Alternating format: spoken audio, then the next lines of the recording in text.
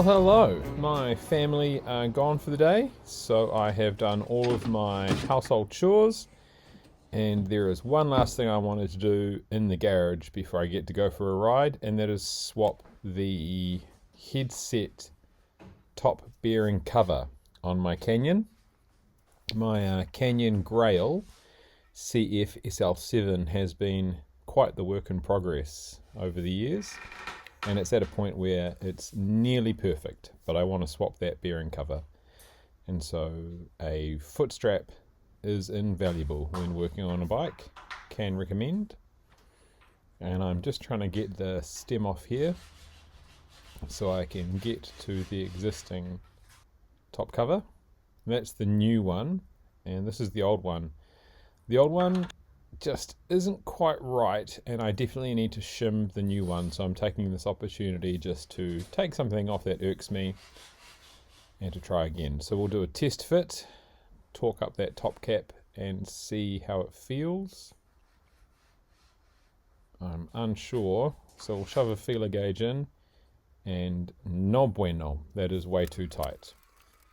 So we'll take it all apart and do it all again. Feeler gauge goes good, looks good. Torquing it up. And bingo.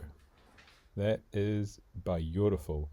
So you can see it's a certified slam zero clearance top cap, which isn't why I got it. It's just that it shims well and is robust. But I wax all my chains, something I enjoy doing, but this one was just a bit noisy, and so this is a between waxing lube. Goes great. And in the week that this bike is just hung on the wall, these tyres have lost 5 psi. Still in love with the Vittorias. That headset fits great. I'm dressed, got a helmet, a musette, and I've got myself caught up in crew versus ankle sock debate. I probably should be riding my loons, but I'm not. And something I'm enjoying is just how nice the bike is riding after all of the tittling. Now, the Conservative government here in New Zealand has waged war on road cones, saying it's an epidemic of road cones and that they will change legislation and procurement rules to reduce the number of road cones. Now that I've heard all that news for the week, I can't help but see road cones everywhere. Absolutely everywhere. But for a break from the road cones, I'm on the rail path, the old rail line path heading out of town.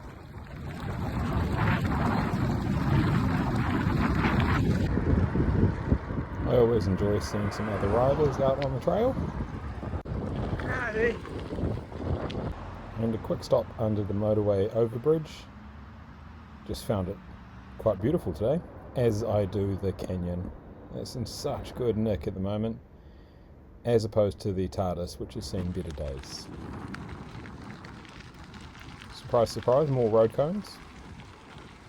Part of the road cone debate here in New Zealand is that the National Land Transport Authority, whatever their name is, they're known as Waka Kotahi, can't account for how much money they spend on road cones. But literally, road cones as far as the eye can see. It's the shortest day, well it's the day after the shortest day of the year here, and even though it's about 2 in the afternoon, the sun is low here.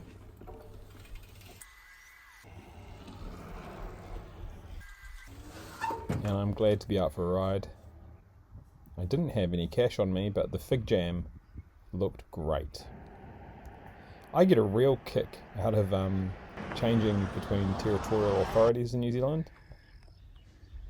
Swapping from the Waikato district to the Waipai district. Those snakes were made from gourds, and someone had drawn on them.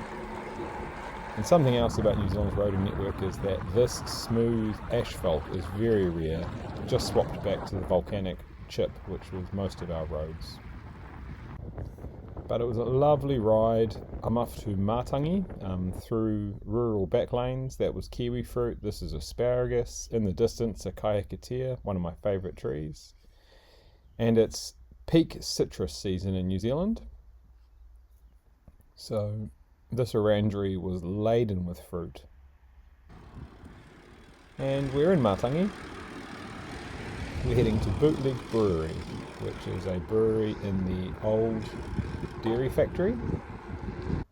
The old dairy factory has been repurposed to house a bunch of really cool shops and industries. But we're off to the tap room / brewery. That's the really old part of the dairy factory. And it's just really rad being able to come through this space. It's so industrial and cool. And bathroom selfie. This bathroom, fascinating. In the basement of the brew bar. I wonder what's behind the door, keep out. But this one I think leads back up to the pub. Outside they have a railway carriage you can sit in. I spent some time in there, it was pretty cool. And I got myself a low alcohol beer. Citrus season, everywhere, help yourself. I got myself a low alcohol beer that they probably brew on site. And it was good. I was very grateful for a very low alcohol beer. This had a really nice, appropriate bitterness. Certainly had the spot. And I've come to the pub to try and finish this short story. It is fraught, but I didn't get it done. I had to leave, and I stopped via this front yard to pick one of those mandarins, and it was good. The flavours. I'm on my way to the second pub now to see if I can get through this chapter or this short story. In this part of the world it's hedges.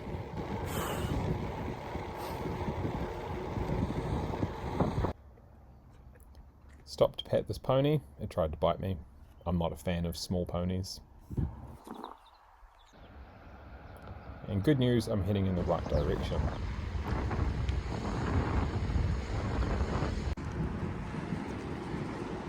Pretty lucky to be able to go for a bike ride today after doing all of my home chores.